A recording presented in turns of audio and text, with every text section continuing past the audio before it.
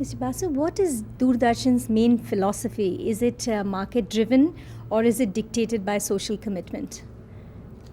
Doordarshan is a public broadcaster. It is also the national broadcaster in India, and therefore it has a strong commitment to public service, to promotion of social values. Of course, in recent times, because of competition, we have to compete for viewers, and once you get viewership, then of course advertising revenues also flow in. How do you strike a balance between the two? Well, evening prime time when you have large number of viewers and people are generally inclined to sit back and relax and get entertainment, we provide entertainment.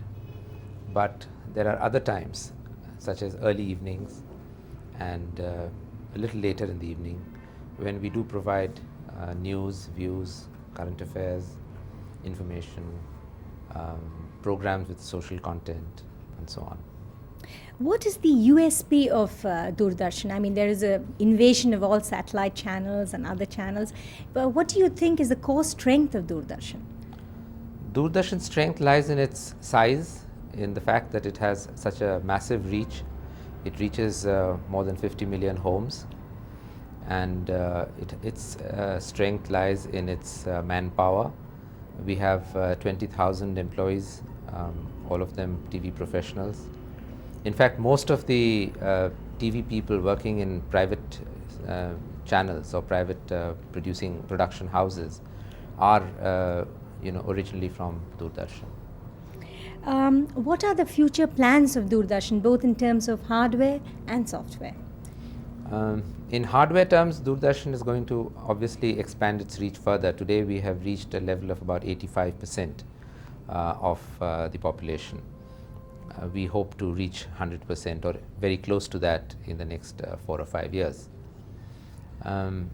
We will also be having more program generation facilities, studios and the like, so that we can have more regional programs, more local programs, catering to local needs.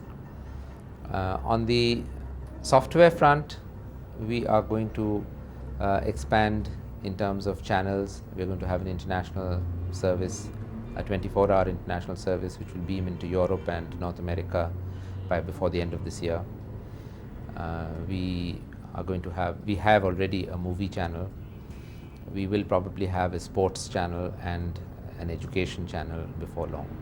So you're planning to have a cluster of channels with different niche marketing going on? Yes, actually our strategy is that DD1, which is the main primary channel as we call it, the national channel, that is going to be the one which will have the largest reach. Today we have more than 700 terrestrial transmitters on this channel, and this channel will be for everybody. It will cater to the urban needs, the rural needs. It's going to be a family channel. Programs on DD1 will be those which families can sit together and watch. DD2 is a channel for the urban viewers. It at present goes out to all state capitals and large cities, and this is going to be a channel largely for entertainment and some amount of information and current affairs, again suited to urban tastes. DD3 will be another channel which will be again attacking or approaching a niche audience of people who are looking for more serious programming, serious even if it's entertainment, culture and information, business programs. That will be on DD3. These 3 will be national channels. The rest of the channels are going to be satellite based, and for that we have at present 9 channels giving programs in different regional languages, and that is one of the strengths of Doordarshan, that we have the capacity to program in so many regional languages. No other private producer can do the same kind of thing. Are you nervous about BITV, HTV and all these people floating new satellite channels? No, I don't see there's any reason for nervousness. I think they're all probably making gambles about their future.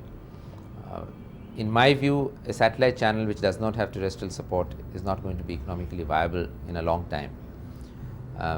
Most of the satellite channels which are successful today are those which either came in very early or have programming which has already recovered its cost on terrestrial networks abroad. Otherwise, the cost of software for running a full channel is so large that present day advertising revenues would not be sufficient to meet these costs. But would you say, in a way, it's a godsend because it now has helped Doordarshan to face the onslaught of these things and gear itself to market forces, do you think? Well, as I said before, market forces are not everything for us. We don't depend entirely on advertising revenues for meeting our expenses because we are a public broadcaster. But yes, with competition, there was a competition for viewership. And as you know, viewership is what determines advertising.